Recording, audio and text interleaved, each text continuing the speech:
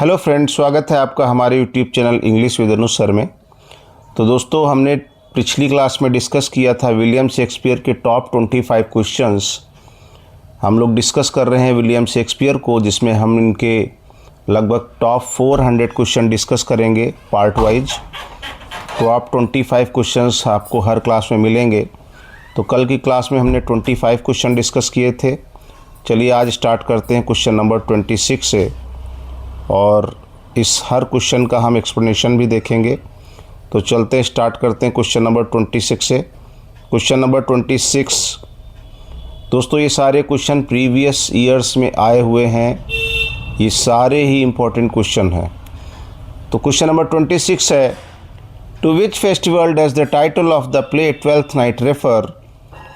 Twelfth Night play में जो उसका ट्वेल्थ नाइट का जो टाइटल है वो किस फेस्टिवल को रेफ़र करता है। तो राइट आंसर क्या हो जाएगा? Option number A, Epiphany is the right answer. 26 का option number A is the right answer. Explanation देख लेते हैं। The title of Twelfth Night refers to the twelfth night of Christmas, also referred to as the eve of Epiphany, a day that commemorates the visit of the Magi to the baby Jesus and is often celebrated with a temporary suspension of rules and social orders। तो दोस्तों, explanations पढ़ने से हमें और भी questions तैयार होंगे, तो हम इसका एक्सप्लेनेशन भी देखते चलेंगे। Question number 27 is on your screen. Who of the following was not a predecessor of William Shakespeare? तो इनमें से कौन सा विलियम शेक्सपियर का प्रेडिसेसर नहीं था? तो क्रिस्टोफर मार्लो थे, रॉबर्ट ग्रीने थे, बेन जॉनसन थे। तो करेक्ट आंसर क्या हो जाएगा? Option number C, Thomas Lodge is the right answer. Explanation देख लेते हैं। Thomas Lodge was not predecessor of William Shakespeare. Thomas Lodge William Shakespeare के प्रेडिसेसर नहीं हैं। The principal predecessors of Shakespeare in the history of English drama were the university wits, as they are called the most notable of. There are Christopher Marlowe, Robert Greene, John Lilly, John Peele, Thomas Kyde and Ben Jonson। तो दोस्तों, ये Shakespeare के time के कवि थे, उनके predecessor writers हैं, जिनमें यूनिवर्सिटी विट्स काफ़ी इम्पोर्टेंट हैं। Thomas laws 1558-1625 was an English writer and author during Elizabethan and Jacobean periods। तो थॉमस लॉज इनके प्रेडिसेसर राइटर में से नहीं थे, बाकी मार्लो, ग्रीने और जॉनसन्स थे। Question number 28 is on your screen. Question number 28 UPPSC GIC 2021 में क्वेश्चन पूछा गया। Who among the following critics, इनमें से कौन से आलोचक ने stated about Shakespeare, शेक्सपियर के बारे में कहा, that he was the man who of all modern and perhaps ancient poets had the largest and most comprehensive soul। किसने कहा कि वो He was the man, वो ऐसा व्यक्ति था, who of all modern, जितने भी आधुनिक perhaps ancient poet, जितने प्राचीन कवि हैं, had the largest and most comprehensive soul। उन सब में शेक्सपियर की आत्मा को सबसे लार्जेस्ट और मोस्ट कॉम्प्रीहेंसिव बताया। तो करेक्ट आंसर दोस्तों क्या हो जाएगा? ये किसने कहा था? जॉन ड्राइडन ने कहा था। Option number C is the right answer. John Dryden is the right answer, option number C. चलिए एक्सप्लेनेशन देखते हैं। The above statement, he was the man who of all modern and perhaps ancient poets had the largest and most comprehensive soul, is stated about Shakespeare by John Dryden in Essay of Dramatic Poesy 1668। दोस्तों, ये question पूछा जा सकता है कि यहाँ explanation पढ़ने से एक नया क्वेश्चन तैयार हुआ कि किस एसे में कहा। तो एसे ऑफ ड्रामेटिक पोएसी में आप पूछ ले, एसे ऑफ ड्रामेटिक पोएसी कब लिखा गया? तो 1668 में। तो ये लाइन किसने कही थी? ये कही थी जॉन ड्राइडन ने। चलते हैं क्वेश्चन नंबर 29 की ओर। Very important question. Question number 29 आपकी स्क्रीन पर, which Shakespearean character has spoken these lines, Shakespeare के किस कैरेक्टर ने ये लाइनें कही हैं?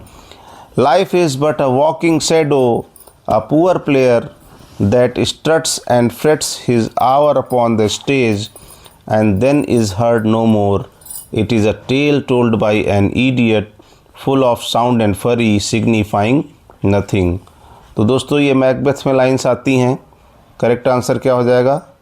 Option number B, Macbeth is the right answer. Option number B. तो इसका एक्सप्लेनेशन देख लेते हैं 29 का। These lines, life is but a walking shadow, a poor player that struts and frets his hour upon the stage and then is heard no more. It is a tale told by an idiot, full of sound and fury, signifying nothing, have been spoken by character Macbeth in play Macbeth. तो Macbeth play में Macbeth के द्वारा ये लाइनें कही गई। Bye Shakespeare, जो कि शेक्सपियर के द्वारा लिखा गया है Macbeth. In this pivotal speech Macbeth uses theatre imagery to metaphorically compare life to a play on stage. Act 5 scene 5 में मैकबेथ ने जो थिएटर इमेजरी कंपेयर की थी लाइफ को एक लाइफ टू प्ले, कि किस तरह से एक जो जीवन है वो स्टेज पे किस तरह से प्ले के रूप में कंपेयर किया है इन्होंने एक्ट 5 सीन 5 में। Question number 30 on your screen. हम लोग टोटल दोस्तों 26 टू 50 तक डिस्कस करेंगे।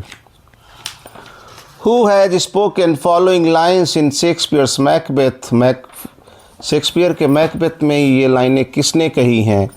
Me thought I heard a voice cry, sleep no more, Macbeth does murder sleep. मैंने सोचा I heard a voice cry, मैंने एक चिल्लाती हुई आवाज़ को सुना, रोती हुई आवाज़ को सुना। Sleep no more, अब मेरी आँखों में नींद उड़ चुकी है, उसे बिल्कुल भी नींद नहीं। Macbeth does murder sleep, Macbeth ने अपनी ही नींद का मर्डर जैसे कर दिया हो। द इनोसेंट स्लीप, बिचारी निद्रा। तो दोस्तों यहाँ पर किंग डंकन की हत्या के बाद मैकबेथ की नींद उड़ जाती है, तो इसका राइट आंसर क्या हो जाएगा? Option number D, Macbeth is the right answer. Macbeth is the right answer.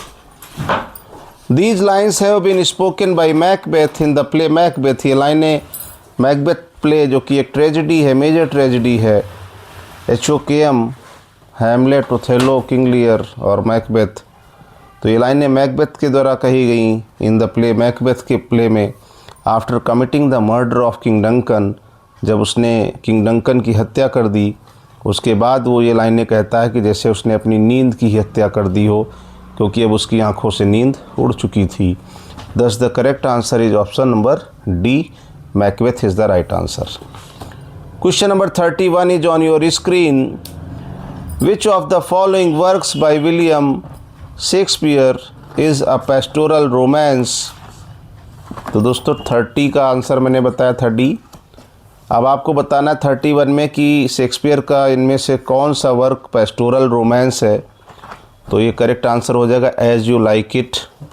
Option number A is the right answer. As You Like It is a pastoral romance by Shakespeare. As You Like It Shakespeare का एक pastoral romance है। Pastoral means dealing with shepherds और rural life. Pastoral का मतलब होता है गडरियों और ग्रामीण जीवन को डिस्क्राइब करना इन ए यूजुअली आर्टिफिशियल मैनर, कृत्रिम तरीके से, and typically drawing a contrast between the innocence and serenity of the simple life and the misery and corruption of city and specially court life. तो ग्रामीण जीवन को तुलनात्मक अध्ययन करना, ग्रामीण जीवन की इनोसेंस को दिखाना, सिंपल लाइफ को दिखाना, एंड मिजरी दुख को दिखाना, और शहर के करप्शन के, सिटी के करप्शन को, और स्पेशली कोर्ट लाइफ को दिखाना। तो इन्होंने एज यू लाइक इट में एक पेस्टोरल रोमांस है शेक्सपियर का, जिसमें इन्होंने ग्रामीण जीवन और शहरी जीवन में कंट्रास्ट किया है, तुलनात्मक अध्ययन किया है। Question number 32 is on your screen.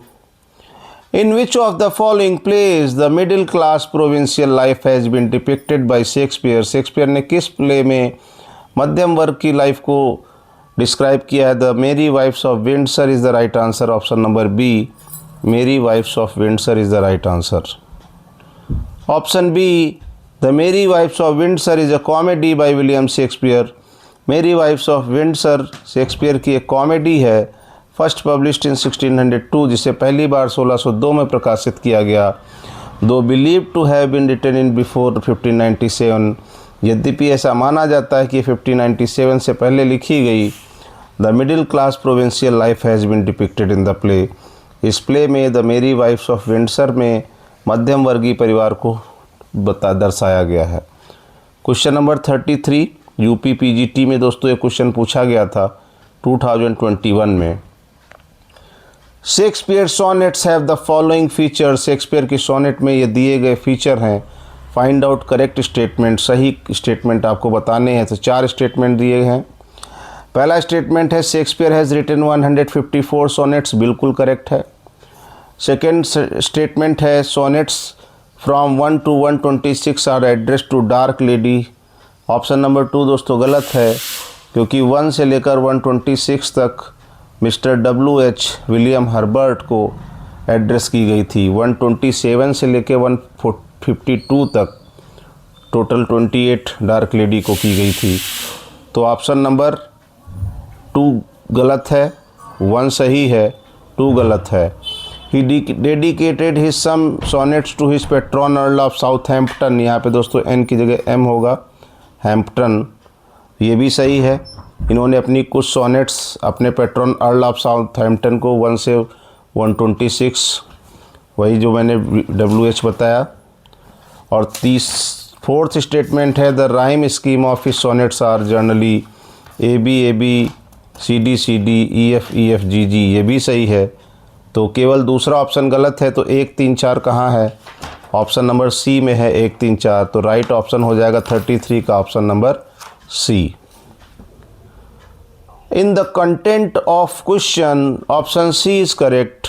The sentence 134 described Shakespearean sonnet. Shakespeare sonnets have various themes. Sonnet number 1 to 126 are addressed to Mr. WH William Herbert. Sonnet number 127 to 152 are addressed to Dark Lady.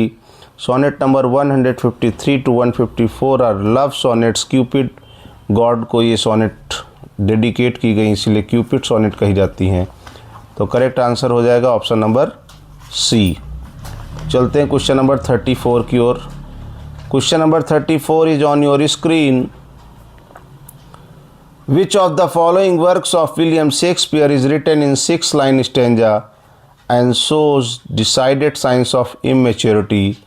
तो 6 line में दोस्तों Venus and Adonis लिखी गई थी 1593 में, 1593 में 1593 में Venus and Adonis लिखी गई। कितने लाइन स्टेंजा में? 6 लाइन स्टेंजा में लिखी गई थी वीनस एंड एडोनिस। और द रेप ऑफ ल्यूक्रिस 1594 में 7 लाइन स्टेंजा में लिखी गई थी। Venus and Adonis 6 line stanza, rape of Lucrece 7 line stanza. और रेप ऑफ ल्यूक्रिस 1594 में, वीनस एंड एडोनिस 1593 में। तो क्वेश्चन 6 लाइन स्टेंजा कह रहा है, तो ऑप्शन नंबर सी हो जाएगा, Venus and Adonis is the right answer. Venus and Adonis is the work of William Shakespeare. Venus and Adonis William Shakespeare का वर्क है, रिटन इन 6 लाइन स्टेंजा, जिसे 6 line stanza में लिखा गया। And shows decided sign of immaturity, जिसमें immaturity दिखती है, maturity नहीं दिखती है, इमेच्योरिटी दिखती है। Venus and Adonis 1593 and The Rape of Lucrece 1594 are the only works that Shakespeare seems to have shepherded through the printing process. तो ये दोनों बहुत ही इंपॉर्टेंट वर्क हैं दोस्तों, ध्यान रखना। Venus and Adonis 6 line stanza, The Rape of Lucrece 7 line stanza. और दोनों का सन भी आगे पीछे है, 1593 में Venus Adonis, 1594 में The Rape of Lucrece। Question number 35 is on your screen. The knockabout scenes in Shakespeare's The Taming of the Shrew and the Merry Wives of Windsor are the examples of. तो दोस्तों इस question का answer करिए comment box में। The knockabout scenes in Shakespeare's Taming of the Shrew and the Merry Wives of Windsor are the example, किसके example कहता है? तो बताइए 35 का सी फार्स के एग्जाम्पल हैं दोस्तों। Option number C is the right answer, farce के एग्जाम्पल हैं ये। The given Shakespeare's drama Taming of the Shrew and the Merry Wives of Windsor are the examples of Fars.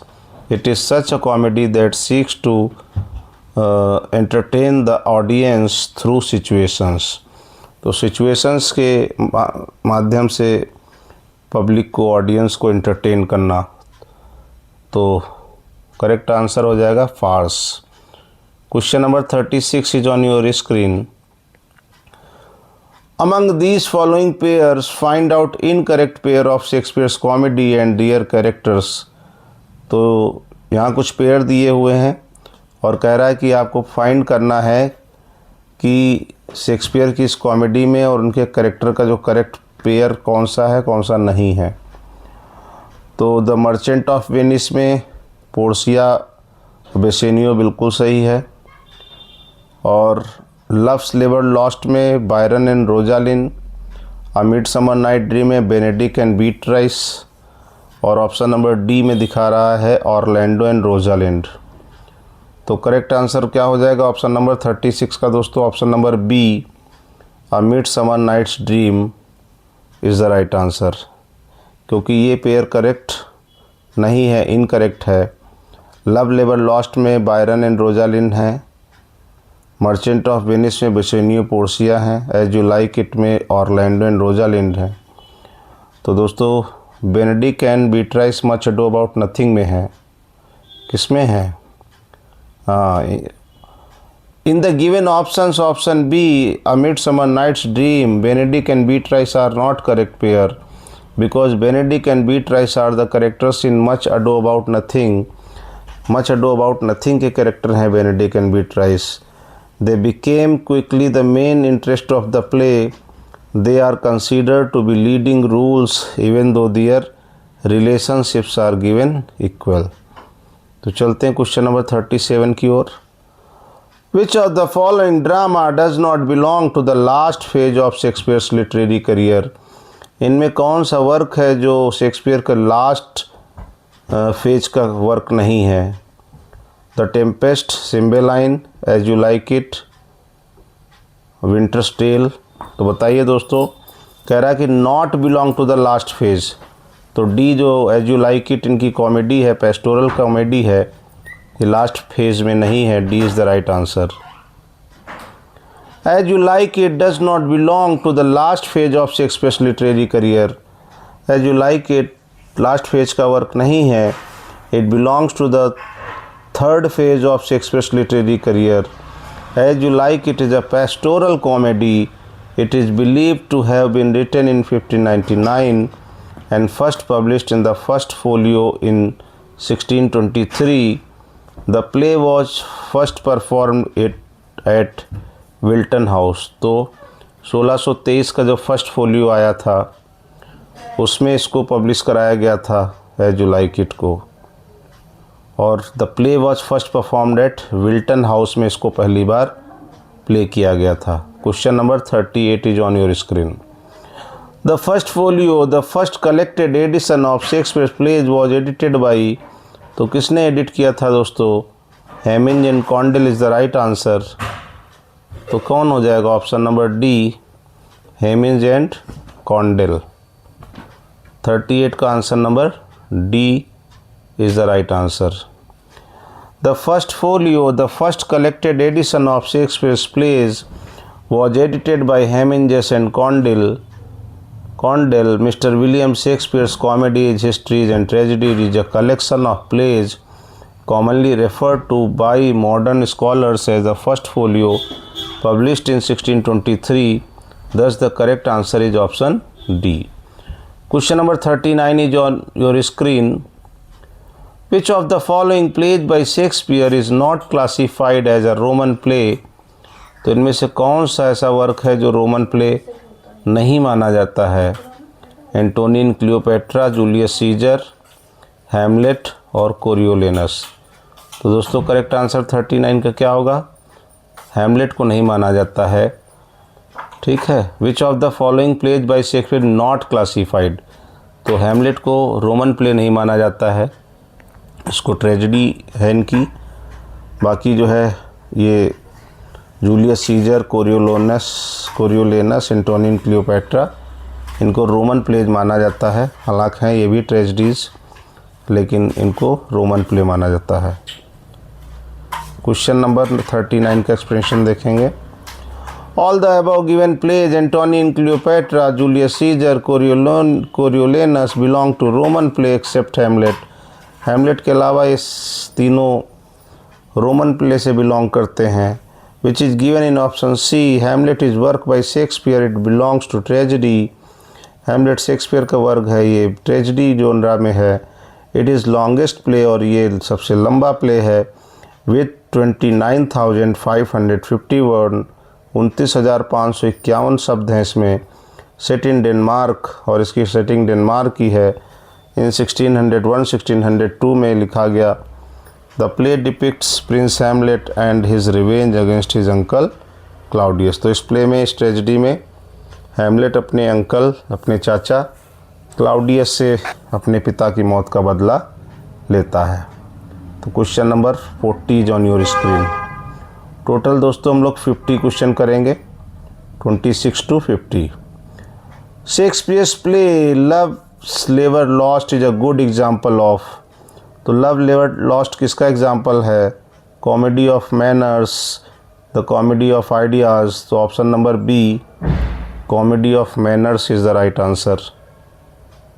Loves लेवर Lost is example of comedy of manners. William Shakespeare's play Love's Never Lost is the good example of the comedy of manners, which has been given in the option B. In English literature, the term comedy of manners describes a genre of realistic satirical comedy of the Restoration period that questions and comments upon the manners and social conventions of a greatly sophisticated artificial society। तो दोस्तों ये TGT 2021 में question आया था। The comedy of manners is the right answer. Question number 41 is on your screen. In the first folio edition of Shakespeare's dramas which play was omitted. तो कौन सा play omit किया गया था 1623 के फर्स्ट फोलियो में? तो करेक्ट आंसर हो जाएगा Pericles. Pericles was not included. 41 का B is the right answer. In the first folio edition 1623 में आया था। फर्स्ट फोलियो कब आया था? 1623। फर्स्ट फोलियो सेकेंड इसी 23 का उल्टा कर दो तो हो जाएगा 32।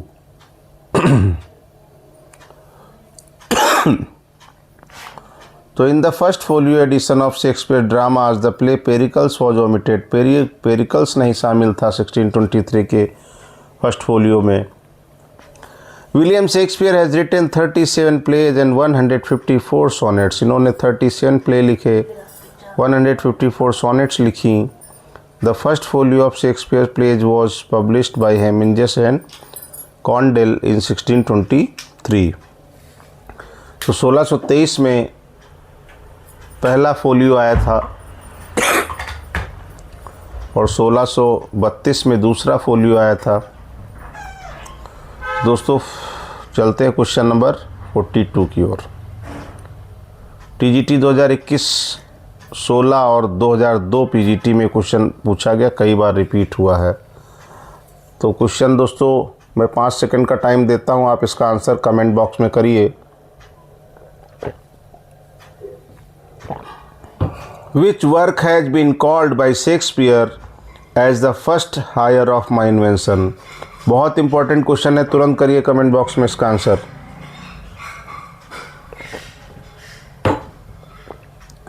तो कौन सा हो जाएगा? Venus and Adonis is the right answer.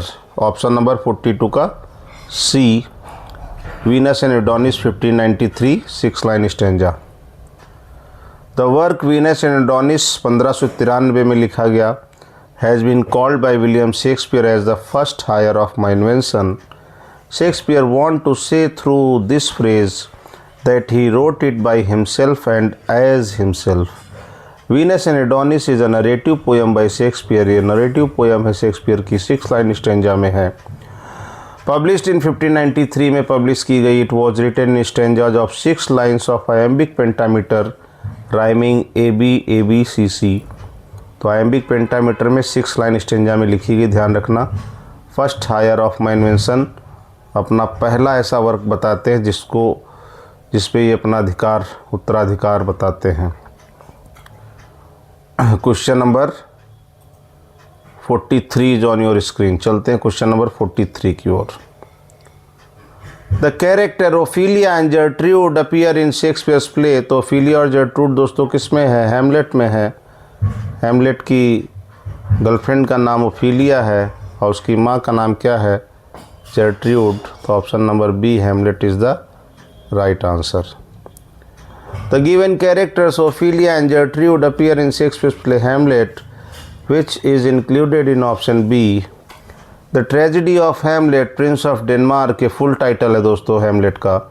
The Tragedy of Hamlet, Prince of Denmark, often shortened to Hamlet, is the famous tragedy of William Shakespeare in 5 acts, written between 1599 1601, published in 1603. This tragedy belongs to 4 great tragedy of Shakespeare. 4 great tragedies are as HOKM, जिसकी मैंने अलग से class बनाई है। Hamlet 1601-2, Othello 1604, King Lear 1605 और Macbeth 1606। तो दोस्तों 2 4 5 6 याद रखिए, 24 56 याद रखिए, 2 4 5 6 HOKM 24 56। Question number 44 is on your screen. Which of the following plays of Shakespeare does not belong to the last phase of his career? तो इनमें से कौन सा वर्क लास्ट फेज से बिलोंग नहीं करता है? तो दोस्तों मच अडो अबाउट नथिंग इनके स्टार्टिंग फेज का था। तो ऑप्शन नंबर 44 का क्या हो जाएगा? A is the right answer. बाकी ये लास्ट फेज के हैं, the Tempest, Cymbeline, the Winter's Tale, लेकिन Much अडो about Nothing last phase का नहीं है। Much अडो about Nothing does not belong to the last phase of Shakespeare's career. मच अडो about नथिंग 1598-99 is comedy in 5 acts by William Shakespeare and printed in a quarto edition from the author's own manuscript in 1600. The play takes an ancient theme, that of a woman falsely accused of unfaithfulness, to brilliant comedic height. तो दोस्तों Much अडो about Nothing इनके starting phase का था, ना कि last phase का। Question number 45 is on your screen. Which of the following authors has written lines, किस लेखक ने लाइनें लिखी हैं? For fear of which hear this thou age unbred ere you were born was beauty summer dead. क्या line है दोस्तों? 45 का करेक्ट आंसर है किसके बारे में है? तो which of the following author has written the lines, ये किसने लिखी हैं खूबसूरत लाइनें? तो शेक्सपियर की लाइनें हैं दोस्तों। Option number C is the right answer. The lines for fear of which hear this thou is unbred ere you were born was beauty's summer dead is written by William Shakespeare. It is a sonnet 104 and member of the fair youth sequence in which the poet expresses his love towards a young man. Question number 46 दोस्तों, इसके बाद 4 question और बचे हैं। Lysander is a character इन। तो दोस्तों Lysander character किस में है? तो लाइसेंडर किस में है? A Midsummer Night Dream. Option number A is the right answer. Lysander is a character in A Midsummer Night's Dream. Lysander is a fictional character in William Shakespeare's play A Midsummer Night's Dream। तो चलते हैं question number 47 की ओर। 47 is on your screen. 46 का explanation देख लीजिए। A Midsummer Night's Dream is a comedy in 5 acts by William Shakespeare, written about 1595-96 and published in 1600 in a quarto edition from author's manuscript. Question number 47 is on your screen. In the classification of Shakespeare's plays, in which category does the Two Gentlemen of Verona come? तो two gentleman of Verona किस में आता है? Early comedies में आएगा। Option number ए TGT 2021 में यह question पूछा गया है, अर्ली कॉमेडीज़ में आएगा option number A. The two gentleman of Verona 1594 is the early comedy in 5 acts by William Shakespeare, published in the first folio of 1623 from an authorial manuscript. It is a pastoral story about two young friends who travel to Milan, where they are educated in courtly behavior. Question number 48 is on your screen. The characters Beatrice and Benedict appear in Shakespeare plays. अभी मैंने पीछे आपको बताया था। तो Beatrice and Benedict दोस्तों हैं Much Ado About Nothing में। Option number C is the right answer. The characters Beatrice and Benedict appear in Shakespeare's play Much Ado About Nothing. It is a comedy by William Shakespeare written in 1598 and 1599. The play was included in the first folio published in 1623. Question number 49 is on your screen. Who called Shakespeare a Johannes Factotum, a jack of all trades? तो Robert Greene ने कहा था, a jack of all trades Robert Greene ने कहा था। Robert Greene called Shakespeare a Johannes Factotum, a jack of all trades. In the pamphlet Grotsworth of Wit, Robert Greene attacks William Shakespeare as an upstart crow. He also criticized Shakespeare as an absolute Johannes Factotum in the same pamphlet. Robert Greene was one of the university wits, a member of the Cambridge Oxford trained literary scholars of the era, along with Christopher Marlowe and Sir Walter Raleigh. तो दोस्तों university wits Cambridge और Oxford से पढ़े हुए scholars का group था। उन्हीं में से एक रॉबर्ट ग्रीने भी थे जिन्होंने शेक्सपियर को अपस्टार्ट क्रो कहा था और अपनी पैम्फलेट ग्रॉट्सवर्थ ऑफ विट में ये कमेंट किया था। तो दोस्तों क्वेश्चन नंबर 50 ये तो भी 2021 में क्वेश्चन पूछा गया टीजीटी में। Which of the following authors has written the lines to wit to who Mary note while greasy John doth kill the pot? तो शेक्सपियर की लाइन है दोस्तों। Option number D is the right answer. The lines to wit to who Mary note while greasy John doth kill the pot has written by William Shakespeare from the very end of his play Love's Labour Lost Act 5 Scene 2। तो दोस्तों ये आज की class में हमने discuss किया question number 26 to 50 और आगे ये सीरीज हम कंटिन्यू करते रहेंगे और हम हर राइटर के टॉप क्वेश्चंस पढ़ेंगे। चैनल पर नए हैं तो चैनल को सब्सक्राइब करिए, वीडियो को लाइक करिए, अपना प्यार सपोर्ट देते रहिए और मैं इसी तरह आपके लिए डेली क्लास लाता रहूँगा। Thank you so much. जल्दी ये मिलते हैं नेक्स्ट क्लास में।